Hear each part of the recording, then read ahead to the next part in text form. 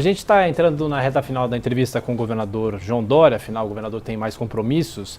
Governador, duas questões sobre administração. Muita gente pergunta sobre a linha 6 laranja do metrô que vai ligar a Vila Brasilândia até a região central da cidade, na região da Liberdade, e também o monotrilho da Roberto Marinho, que é uma obra que já tem mais de 10 anos. Bom, no monotrilho as obras já foram retomadas e a linha laranja será retomada também.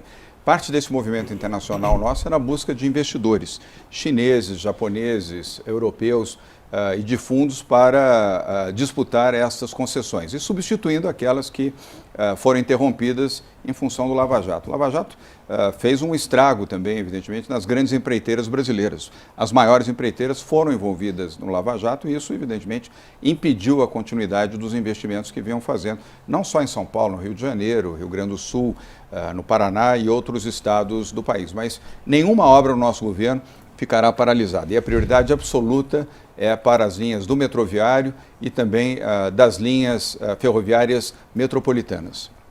Agora, governador, eu queria saber como é que o senhor vê o cenário para as eleições do ano que vem para a prefeitura, isso em todo o estado, claro que a capital chama mais atenção, com essa polarização que a gente ainda vê e, como o Josival citou, com pouco espaço para o centro. Como é que o PSDB se coloca em relação a isso? Mas deixa eu emendar a pergunta que assim já responde, já dá uma resposta só.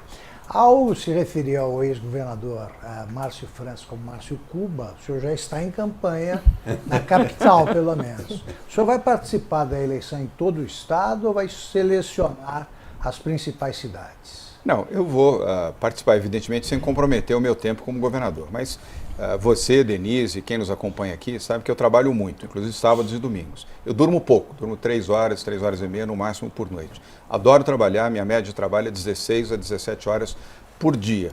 Os que me conhecem sabem disso, porque me acompanham pela rede, sou eu mesmo que ativo e estou ali presente. Então, nos horários fora do expediente, vou ser ativo, sim. E vou ajudar o Bruno Covas, sim, a se reeleger prefeito de São Paulo. E outros, onde eu puder ser útil e ajudar, principalmente fazendo aquilo que nos compete, boa gestão, bom governo, apoiando iniciativas municipalistas, já que o nosso governo é um governo municipalista, vou fazer. O benefício disso é para a população. Quanto mais obras forem entregues para a população, melhor será para os habitantes das cidades onde nós teremos as campanhas eleitorais. São 645 municípios no estado de São Paulo. E aproveito para dizer, Denise, que eu confio na recuperação da saúde do Bruno. Ele está muito bem assistido pelos médicos que o atendem, notadamente pelo Calil, pelo Roberto Calil, pelo Davi Uip, pelo Raul Kutait, além de outros médicos do Hospital Sírio-Libanês. O Bruno tem 39 anos, ele vai sair melhor, recuperado fisicamente, está administrando a cidade, não precisou passar a responsabilidade ao presidente da Câmara, já que nós não temos vice nesse momento. O Bruno foi o meu vice como prefeito de São Paulo, vem fazendo uma boa gestão, vai se recuperar e será reeleito. E o Márcio Cuba vai chorar lá em São Vicente mais uma derrota. Governador, a gente está terminando aqui a nossa entrevista. O Felipe Moura Brasil tem mais uma pergunta. Felipe. Governador, o senhor falou sobre segurança pública, sobre o PCC. De fato, recentemente a Polícia de São Paulo prendeu lá em Angra dos Reis, no meu estado do Rio de Janeiro, o André do Rep, um dos líderes do PCC. E um local de escoamento estratégico de drogas para o tráfico internacional para a Europa, principalmente para a Itália, é o Porto de Santos, vem sendo utilizado há muitos anos por facções criminosas como o PCC. Por que é tão difícil fiscalizar o Porto de Santos e o que está sendo feito na sua gestão para debelar esse problema? Bem, Felipe, até boa a sua pergunta para esclarecer. O Porto de Santos é federal, compete à Polícia Federal fiscalizar e garantir a segurança do Porto de Santos, e não ao governo de São Paulo e à Polícia Militar. É como os aeroportos também. O aeroporto de Guarulhos, o aeroporto de Viracopos, que foram objeto de atentados recentemente, são de administração federal. Compete, portanto, ao governo federal garantir a segurança desses aeroportos e dos seus usuários, trabalhadores, assim como no Porto de Santos.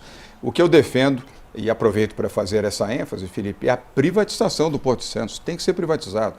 O maior porto do país, o maior porto da América Latina, não faz sentido que ele continue sendo uma estatal e sofra as consequências disso. Eu não quero fazer aqui acusações sem provas, mas a ineficiência de um porto estatal é muito clara. Por melhor que você tenha ali um gestor, um administrador, só vai funcionar bem quando passar para mãos privadas. Aliás, É o que anuncia o ministro Tarcísio Gomes de Freitas, e eu serei o primeiro a aplaudir, como governador de São Paulo, o programa de privatização do Porto de Santos, assim como do aeroporto de Congonhas, que é o segundo maior aeroporto do país e continua sendo um aeroporto estatal e não oferece condições adequadas de conforto e operacionalidade para os seus passageiros. O aeroporto de Viracopos já é privatizado, tem um problema, vai ter que mudar a administração.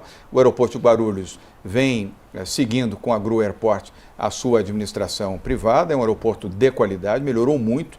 Você que está nos assistindo, ouvindo e acompanhando aqui pela internet, lembrar do aeroporto de Guarulhos 10 anos atrás, você vai lembrar a vergonha que era o aeroporto de Guarulhos. Hoje, um aeroporto privado, eficiente, qualificado entre os 30 melhores aeroportos internacionais do mundo. Onde você põe o privado, tem uma agência reguladora que garante a operação correta, adequada de um serviço público, como é um porto, a tendência é melhorar muito. Eu defendo que esta privatização do Porto de Santos poderá colocar num padrão Singapura, num padrão Shanghai ou num padrão Antuérpia, o maior porto brasileiro.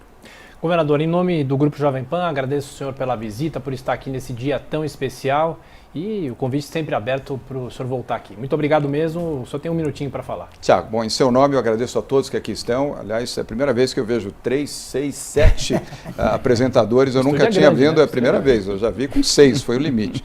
Aliás, 5 foi o limite e agora temos 7 aqui. É uma bancada, primeiro, altamente qualificada, o que demonstra a qualidade do jornalismo da Rádio Jovem Pan. Joseval, em seu nome, cumprimento também os que ajudaram a fazer a história dessa emissora. Você é parte dessa história, muito feliz de ter recebido o convite para estar aqui nessa estreia.